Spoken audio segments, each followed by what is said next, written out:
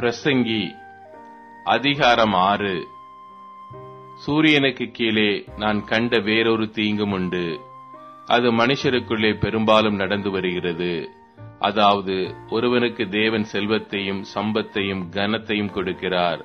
அவன் என்ன இச்சித்தாலும் அதெல்லாம் அவனுக்கு குறைவில்லாமல் கிடைக்கும். ஆனாலும் அவைகளை அனுபவிக்கும் சக்தியை தேவன் அவனுக்கு கொடுக்கவில்லை. அந்நிய மனுஷன் அதை அனுபவிக்கிறான். இதுவும் மாயையும் கொடிய நோயுமானது. ஒருவன் 100 பிள்ளைகளை பெற்று அநேகம் வருஷம் ஜீவித்து தீர்க்க ஆயுசை அடைந்திருந்தாலும் அவன் ஆத்துமா அந்த செல்வத்தால் திருப்தி அடையாமலும் அவனுக்கு பிரேத கல்லறை முதலாய் இல்லாமலும் போகுமானால் அவனை பார்க்கிலும் கருவிழந்த பிண்டம் வாசி என்கிறேன்.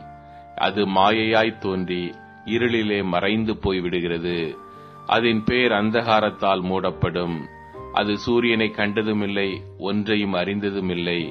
அவனுக்கு இல்லாத அமைச்சல் அதற்கு உண்டு.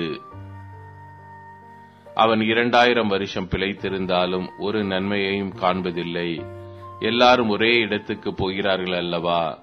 மனுஷன் படும் பிரயாசமெல்லாம் அவன் வாய்க்காகத்தானே, அவன் மனதுக்கோ திருப்தி இல்லை. இப்படி இருக்க மூடனை பார்க்கிலும் ஞானிக்கு உண்டாகும் மேன்மை என்ன? ஜீவன் உள்ளோருக்கு முன்பாக நடந்து கொள்ளும்படி அறிந்த ஏழைக்கு உண்டாகும் மேன்மை என்ன? ஆசையானது அலைந்து தேடுகிறதை பார்க்கிலும் கண் கண்டதே நலம். இதுவும் மாயையும் மனதை சஞ்சலப்படுத்துகிறதுமாயிருக்கிறது. இருக்கிறவன் எவனும் தோன்று முன்னமே பேரிடப்பட்டிருக்கிறான். அவன் மனுஷன் என்று தெரிந்திருக்கிறது. தன்னிலும் பலத்தவரோட போராட அவனால் கூடாது.